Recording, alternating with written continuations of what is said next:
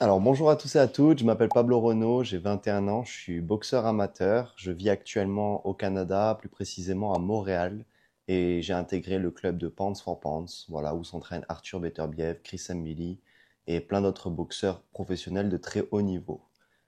Alors aujourd'hui, j'avais pas spécialement d'idées de sujets de vidéo, et ça fait un petit moment que j'avais pas fait de vidéo long format, donc je me suis dit je vais juste vous partager mon train de vie en général, voilà la vie d'un boxeur amateur de 21 ans qui se donne les moyens d'essayer d'aller au plus haut niveau possible.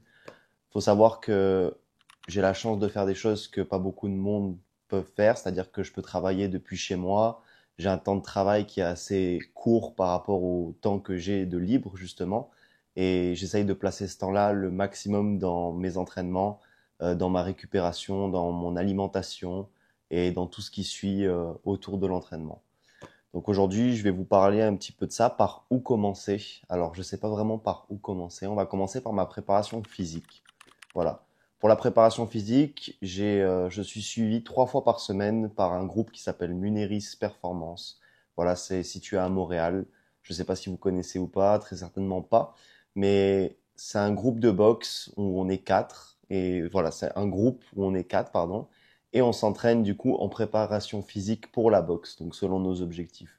On a eu pas mal de tests qu'on a fait au début quand on a commencé, des tests d'effort, des tests cardio, des tests de force, tout ça, pour voir quels sont nos points forts, nos points faibles, qu'est-ce qu'il faut travailler, si c'est plus le renforcement, l'élasticité du muscle, le cardio, voilà, plein de choses. Donc je m'entraîne là-bas 3 fois par semaine, le matin, de 9 heures à 10 heures, le lundi, mercredi et vendredi. Voilà. Suite à ça, pour les entraînements de boxe, c'est simple, c'est du lundi au vendredi ou du lundi au samedi. Le samedi, souvent, c'est sur invitation s'il y a du sparring important à faire. Et je m'entraîne du coup 2 heures de plus par jour en boxe. Donc en tout, ça fait 3 heures et quelques d'entraînement par jour pour, voilà, pour ma préparation en tant que boxeur amateur. Faut savoir que j'ai la chance de pouvoir travailler du coup depuis chez moi. Comme je vous ai dit, je travaille aussi avec une marque de boxe, Canada Fighting. Je fais des vidéos pour eux. J'essaie de travailler aussi sur quelques projets personnels de mon côté. Et ce qui me laisse aussi pas mal de temps du coup pour récupérer, bien manger. Ma copine s'occupe aussi principalement de tous mes repas. Donc on essaye de manger convenablement, sainement. Et c'est sûr que c'est pas facile tous les jours. Mais quand on a des objectifs et des rêves comme les miens, on est obligé de faire quelques sacrifices. Voilà. Pour ce qui est des entraînements de boxe, du coup, le lundi, c'est des entraînements techniques. Voilà, de la technique. Ça peut être un peu de sparring léger, du touch, on appelle ça ici. Beaucoup de techniques au sac, beaucoup de mise en pratique. Le mardi, la plupart du temps, c'est sparring. Voilà, 95% du temps, c'est du sparring.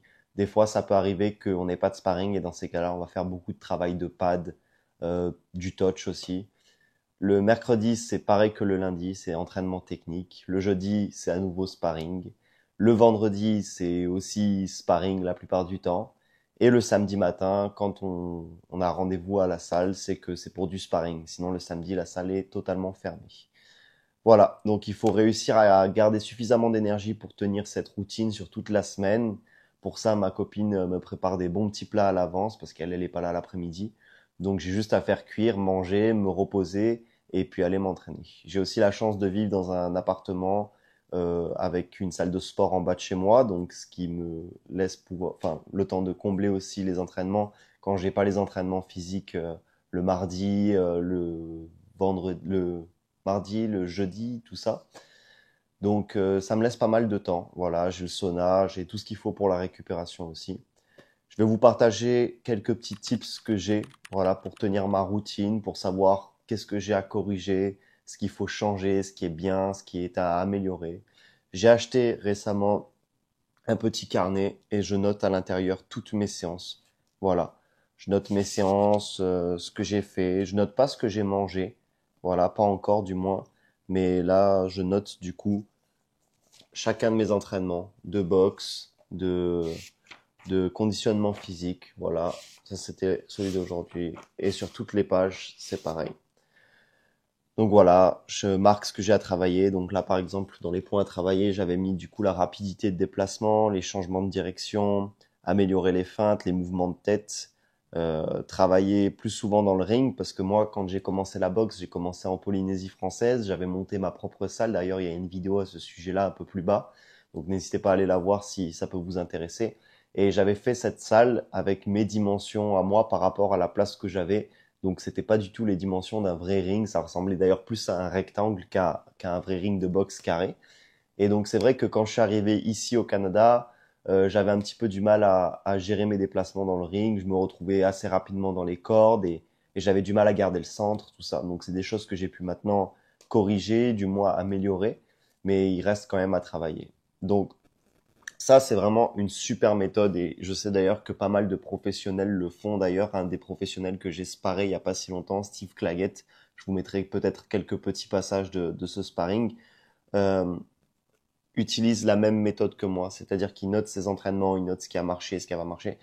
Et quand on est du style tête en l'air un peu comme moi, à oublier, t'as juste à revenir sur les pages précédentes, lire et voir tes défauts, tes qualités, ce que tu dois bosser, juste le même, exactement le nombre d'entraînements que tu as pu faire dans la semaine, est-ce que tu as loupé, est-ce que tu n'as pas loupé, des fois tu te souviens pas. Voir aussi si par exemple le lundi tu as travaillé le jab, bah, tu sais que le mercredi, le jeudi, si tu refais du jab, bah, voilà, l'objectif, c'est aussi de s'améliorer, de voir ce que tu as fait, ce que tu n'as pas fait bien. Donc ça, c'est vraiment une bonne méthode et c'est quelque chose que j'utilise maintenant. J'essaye aussi de travailler le plus possible, du coup, entouré. C'est-à-dire que je vais pas créer des entraînements moi-même sans savoir ce que je fais. J'essaye de toujours me renseigner auprès de mes coachs à l'avance, savoir si ce que je fais est bien, si le mouvement est propre, pour éviter de prendre des mauvaises habitudes. Voilà, c'est pareil pour les entraînements physiques. J'ai pas envie de me blesser, j'ai envie de m'améliorer. Donc heureusement que Muneris est là pour me supporter. D'ailleurs, je vais faire une petite parenthèse. Je remercie tous mes sponsors, que ce soit French Bee, Moscrew, les vêtements que j'ai à l'heure actuelle, voilà, qui sont des vêtements polynésiens, Manava, Polymath, voilà, tous ces partenaires qui m'ont aidé jusqu'à maintenant et qui m'ont permis aussi de financer mon voyage ici au Canada. Il faut savoir aussi maintenant que ça fait 6 mois que je suis ici, j'ai un visa de 2 ans. Si j'ai la possibilité de rester, de passer professionnel dans l'avenir dans ce club, ça serait vraiment le top du top parce que je me sens bien, j'ai une bonne équipe, j'ai actuellement 4 coachs de boxe plus un coach de physique, donc c'est vraiment le top du top, l'encadrement est top. Les combats reprennent en janvier. Voilà, donc ça va être des tournois à partir de janvier. Il faut savoir aussi que malheureusement, il y a des compétitions que je ne pourrai pas faire parce que je n'ai pas mon visa permanent, je ne suis pas un citoyen canadien.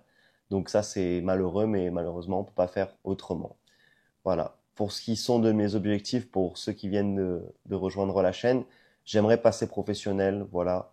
Je me laisse jusqu'à mes 24, 25 ans, au plus tard 26 ans, mais le but c'est de faire une bonne carrière, d'être bien entouré et de prendre le maximum d'expérience en boxe amateur.